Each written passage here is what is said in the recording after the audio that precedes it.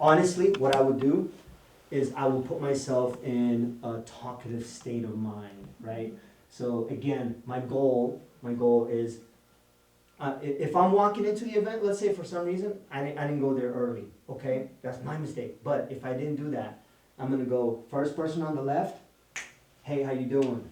Hey, wow, what brings you to this event? Your first time coming here? Man, you have this like really cool like sense of style, man. Do you always dress like this? Hey, my name is Jyoti. Hey, like, okay, cool. Now I'm not saying you should do it like that. I'm just saying, like I would talk to everybody, tell me more about your business. But I will keep them short, right? Keep them short. Okay, hey, look, I'm gonna run into you, I know at the event. I'm really glad I met you. And now I would literally go, boom, second person, like that. And just be like the social butterfly in the room, literally.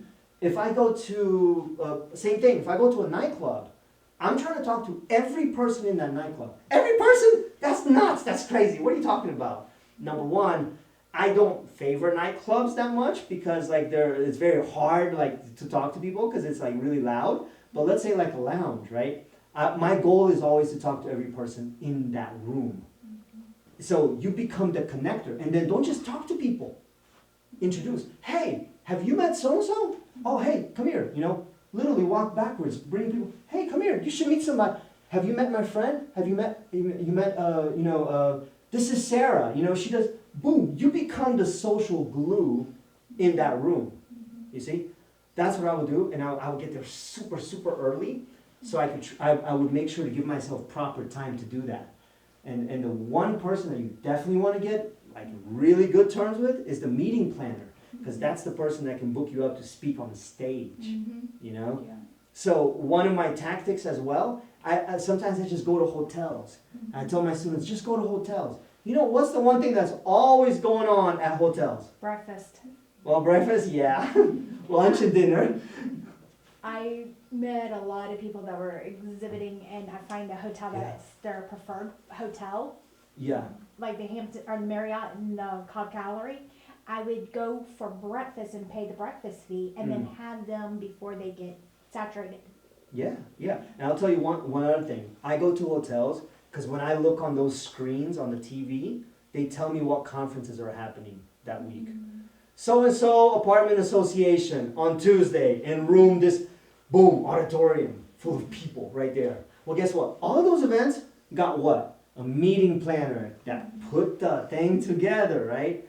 So you go there and you crash the party. You guys ever seen the movie, Wedding Crashers? Right? So you could crash the party, right? But these are like more guerrilla street tactics, like marketing tactics. So you don't have to do all of these things. Like, I tell people, I say, hey, why don't you find a list? Just simply Google conferences in Atlanta 2024, happening in October, November, December. Then do the same thing for Nashville. Then the same thing for Orlando. Then the same thing for Miami. Before you know it, you're like, oh my God, there's all these conferences. So now you got a list of all these conferences, right? Then you go to Fiverr and you say, I want you to find out who is responsible for booking in speakers. Like who's the meeting planner for all of these conferences. You start working a list. Then you tell that person, hey, I want you to outreach to them. And when you do the outreach, make sure to include like a video of you speaking, because ideally your goal is to speak at these conferences, right? And so is a meeting planner or a conference producer or an event organizer ever going to book you to speak if they don't see you in action first? They're not. So you gotta have some kind of a video, put that in your email. So I would literally work a list like that. Boom. Now you have another way to speak at conferences. Okay, you don't want to do all that? That's a lot of travel. I get it. Okay, same thing. Let's do it for podcasts. See, okay, you can go to literally for LinkedIn, look in podcasters, bunch of them. And I want you to reach out to them, and then try to get on their show. Do a little value exchange. Always like say, think about what can I offer in return, Oh, well, you can start your own podcast. There's literally free apps now where you can start a podcast on your phone. So you start a podcast on your phone and you say, hey, I'm building my tribe. I just started my podcast, but I would love to have you on in the future. So it will be like reciprocal, and I would love to talk to your people. I think I have a really good message about how to heal, certain injuries or whatever it is that whatever your expertise is, right?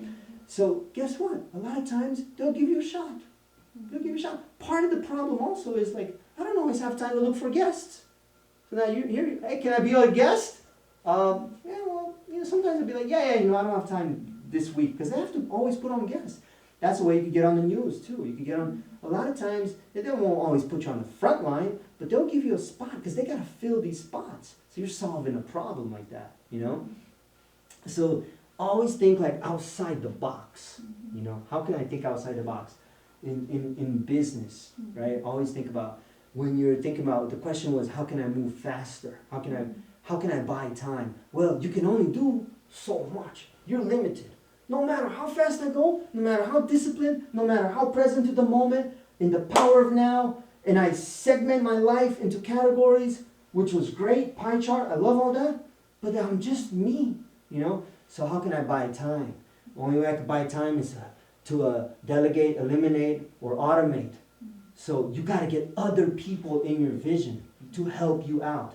That's a must, So as entrepreneurs, we have to get other people. That's the only way to buy time, to be like helping you out.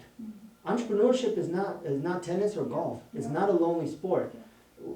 We entrepreneurs, we make it lonely, but it's not a one-man sport. Just like boxing or UFC, they actually got teams. You see them when they're walking in the cage. There's their coach right there. Then they got the water guy. They got their, they got teams. So like that is, I want you to think of it like that. Like, I want you to start thinking about, okay, who's on my team? And if there's not enough people on your team, say, okay, hold on a second. Who do I got to add on my team? And literally just think of like, okay, I need this person, I need this person, I need this person, this job title, I need these people to help me out on my team. Okay, so I want you to start thinking about like your team. Is your team too small? Okay, start adding. Think creative ways you can add people to your team. Never do stuff just by yourself. Yeah. Eliminate, automate, or delegate. Yeah. Empowering is important. That's a great question. Anything else? Not that came to my head. Are y'all gonna start looking more into that? More into like, how can I grow my team, my business team? Who do I need to add? Do I need a web developer? And trust me, there's ways that people want to help you out if you like put yourself out there a little bit. But you got to start thinking, instead of like, how can I do more? Think about, how can I delegate more? How can I get more people involved in my vision? Instead of how can I do more? Because you're only one person. You're limited.